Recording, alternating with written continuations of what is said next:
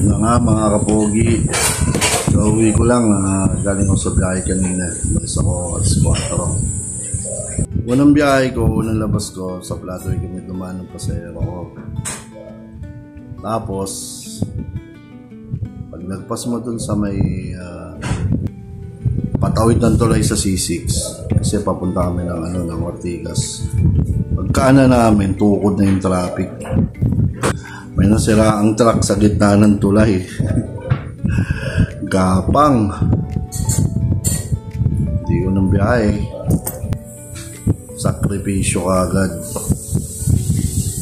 After ko na ibaba yung pasahero ko noon, sa Pasig naman, nakatatlong biyahe pa ako. Nung una, okay pala.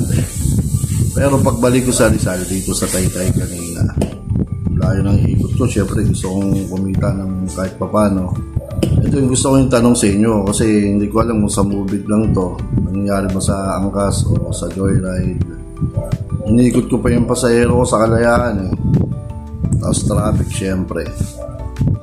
Pagdating sa may, hindi nabanggit yung subdivision, nakakaya doon sa pasahero kasi siguro wala namang ano doon yung pasahero eh, no? So gusto ko lang malaman, comment nyo na lang dyan mga kapogi. Ganun ba talaga? Ang layo-layo kasi nung sinundo ko, tapos pinagkatiran ko pagdating dun sa pagbaba pasahero, wala silang babayaran. Nakuha nyo, parang nakakalungkot na nakapanlambot na hindi maintindihan yung pakiramdam. Anong sabi niya?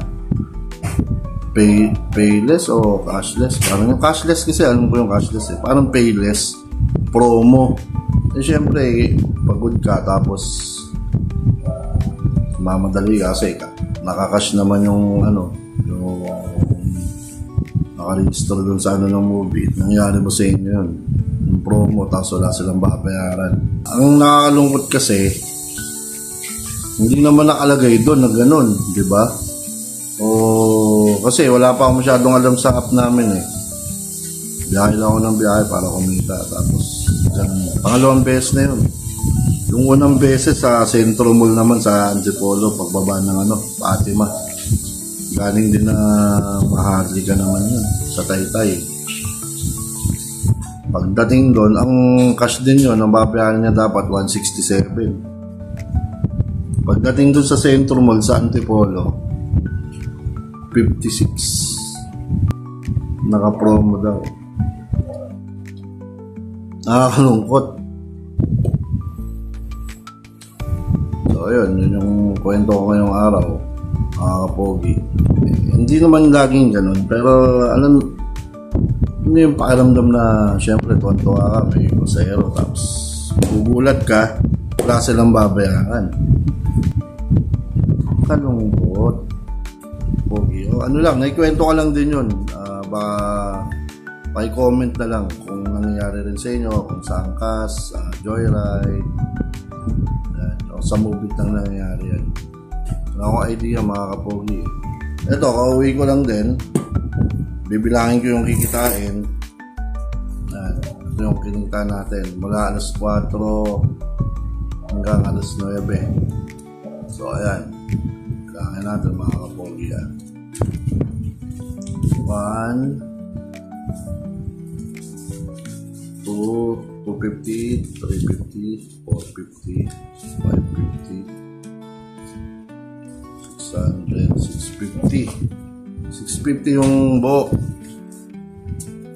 Tapos yung barya 670. Ay! Hinangin 700. 700.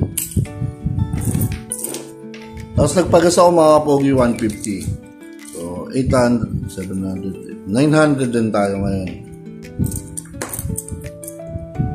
Yan.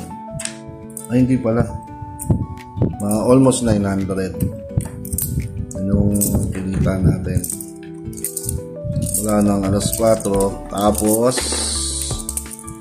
depende pa. Kasi pag Lunes, medyo bawas ang pasahero kasi nga palang bigote ko.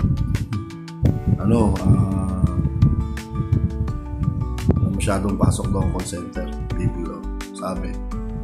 Parang totoo nga kasi pag Lunes matumal talaga.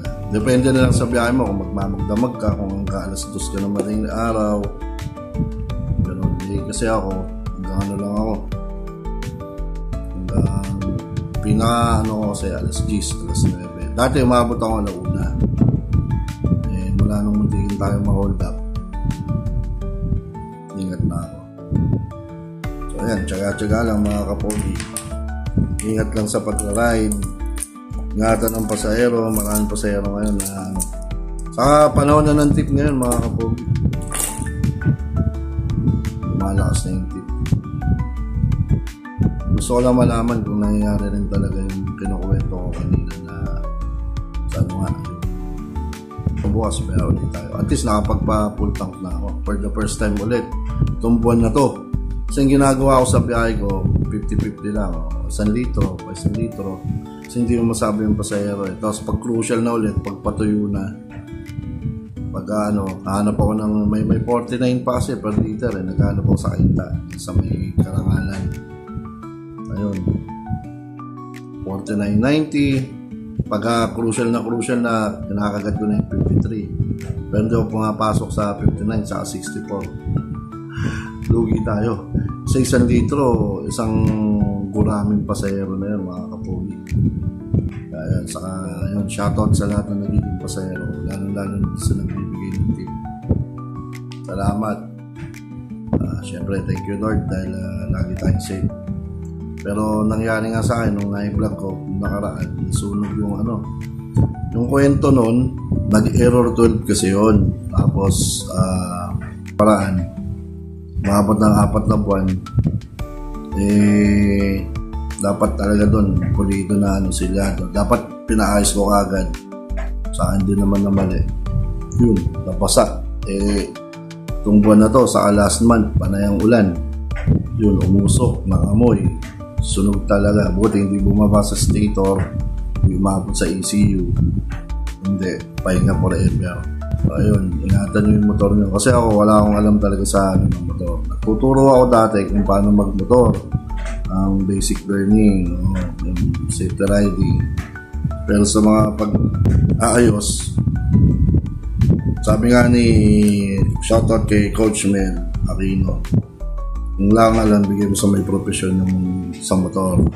Kanya-kanya kasi tayo ng skills. Ayun. So yun lang mga kapogi.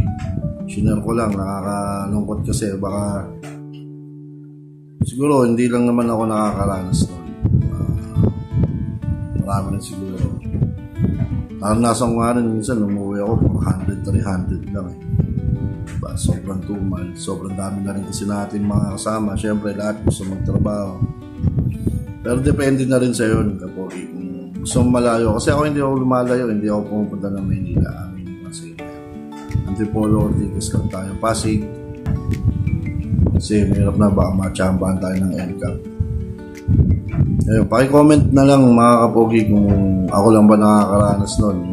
Mag-release dun sa app ng movie tapos wala pala silang babayaran pagbaba. Hindi ko naman masisi yung pasahero, syempre, sa kanya yun.